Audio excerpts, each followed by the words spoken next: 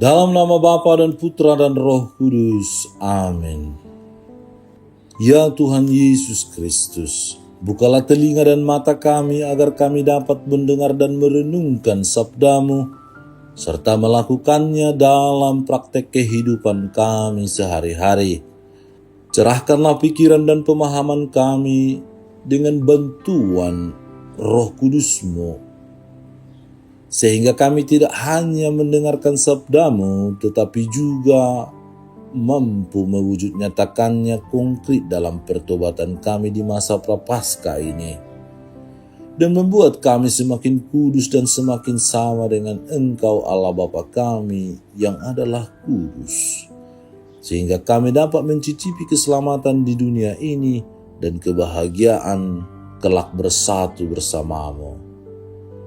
Dengan pengantaran Kristus Tuhan kami yang hidup bersama Dikau dalam persekutuan Roh Kudus Allah kini dan sepanjang segala masa. Amin.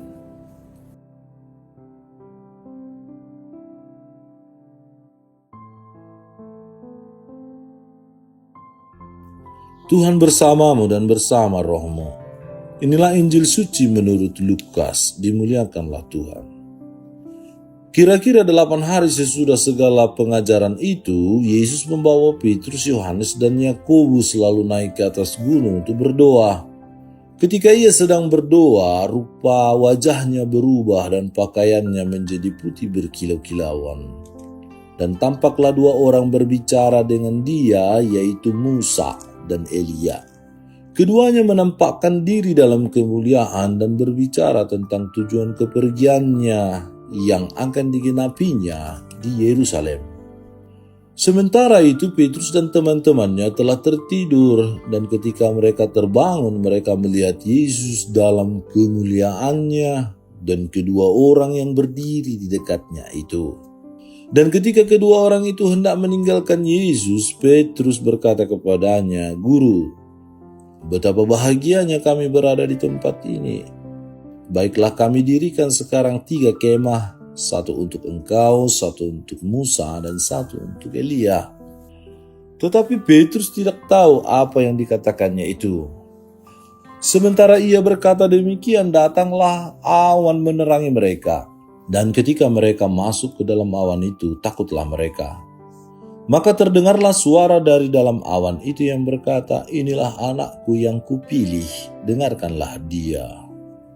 Ketika suara itu terdengar, nampaklah Yesus tinggal seorang diri, dan murid-murid itu merahasiakannya, dan pada masa itu mereka tidak menceritakan kepada siapapun apa yang telah mereka lihat itu.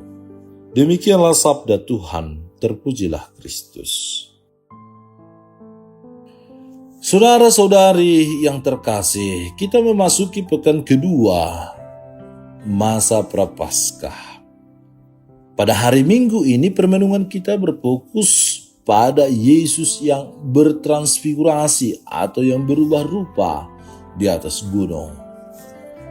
Peristiwa transfigurasi ini membantu permenungan kita dalam masa retret agung ini pada pribadi Yesus yang sebelumnya sudah mengatakan kepada muridnya bahwa ia akan pergi ke Yerusalem, menanggung banyak penderitaan dan ditolak oleh tua-tua, imam-imam kepala dan ahli-ahli Taurat, lalu dibunuh dan bangkit pada hari ketiga.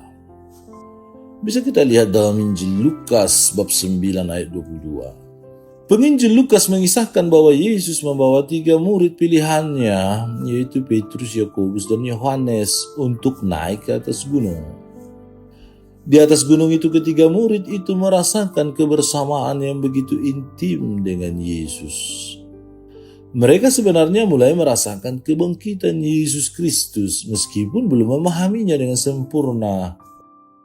Untuk memperteguh iman para murid itu, tampil juga 2 tokoh lain yang ikut bersaksi, yakni Nabi Elia dan Musa.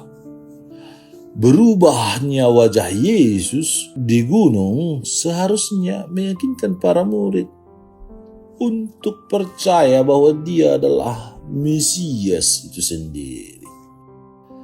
Dalam diri Yesus, misteri yang terselubung dalam perjanjian lama disingkapkan.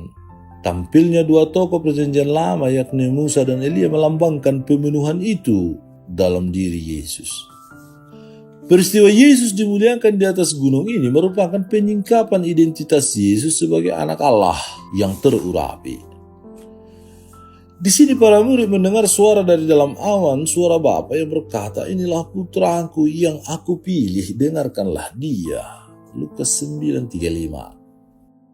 Di dunia ini ada begitu banyak suara yang menjanjikan kenikmatan dan kesenangan hidup. Di tengah hiruk pikuk suara-suara itu, kita harus mampu mendengarkan suara Tuhan, sebagaimana para murid yang mendengarkan suara Bapa di gunung. Sebab hanya ada satu suara yang sungguh-sungguh menjamin kebahagiaan dan keselamatan sejati, yaitu suara Tuhan sendiri. Sayangnya, kita seringkali tidak mampu mendengarkan suara Tuhan karena kita lebih memilih menyibukkan diri dengan persoalan-persoalan duniawi. Kita cenderung tinggal dalam zona nyaman seperti yang dialami Petrus, Yakobus, dan Yohanes. Betapa bahagianya kami berada di tempat ini sehingga mereka enggan turun dari gunung. Bahkan mereka mengusulkan kepada Yesus untuk membangun atau mendirikan 3 kemah. Lalu saudara-saudari, apa yang harus kita perbuat? Pertama, bila kita memiliki iman seperti Abraham, seperti yang dikisahkan dalam bacaan pertama, yang selalu siap memberikan segalanya kepada Tuhan, termasuk ketika Tuhan mencobai dia untuk mempersembahkan putranya Ishak, anaknya yang tunggal. Orang beriman tidak akan takut terhadap suatu apapun karena Tuhan menyertai kita. Tuhan juga memberikan berkat yang berlimpah kepada Abraham. Keturunannya akan berlimpah dan kesejahteraan akan menjadi milik mereka. Kita tidak perlu takut karena Tuhan ada di pihak kita. Pada hari Minggu Prapaskah kedua ini, marilah kita berusaha untuk semakin mencintai dan mendengarkan Yesus. Dia adalah anak yang dikasihi Bapa, dan Bapa menghendaki supaya kita mendengarkan Dia. Maukah kita untuk selalu mendengarkan Yesus dalam hidup kita sehari-hari? Yang kedua, sikap para murid menjadi teladan bagaimana kita pun harus merasa gentar, terpesona, bahagia saat memandang Yesus dalam kemuliaannya. Di zaman ini kapan dan di mana kita melihat Yesus dalam kemuliaannya? Kita bisa melihat dan berjumpa dengan Yesus terkhusus di dalam perayaan Ekaristi. Dalam perayaan Ekaristi kita bisa melihat, merasakan kasih dan memperoleh keselamatan. Ekaristi itu memampukan kita untuk mengatakan, "Ya Tuhanku dan Allahku," dalam suasana keterpesonaan, kekaguman akan sosok Yesus yang amat mulia. Tremendum et pasinosum, takut dan gemetar, sekaligus kagum, terpesona. Selama ini bagaimana kita menghayati perayaan Ekaristi? Apakah kita mengalami tremendum et pasinosum, takut sekaligus gemetar, kagum, dan terpesona? Dengan perjumpaan dengan Allah itu, kita melihat kemisterian kemuliaan Allah yang sungguh amat besar itu membuat kita menjadi anak-anak Allah, menjadi murid-murid Yesus, saksi-saksi Yesus dalam kehidupan kita. Selamat melanjutkan retret atau masa pantang dan puasa pada masa Prapaskah ini.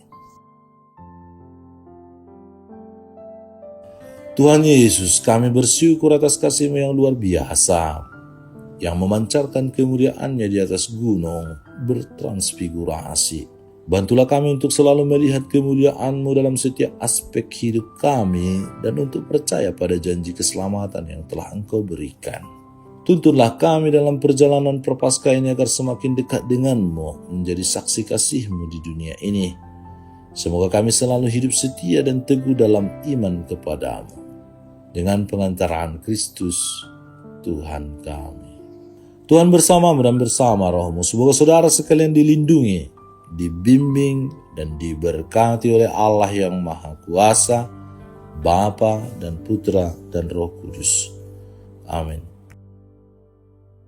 Allah Bapa kami, penuntun kehidupan. Engkau telah menuntun Abraham menuju tanah terjanji. Engkau juga menuntun bangsa Israel menuju tanah Yerusalem melalui tangan Musa.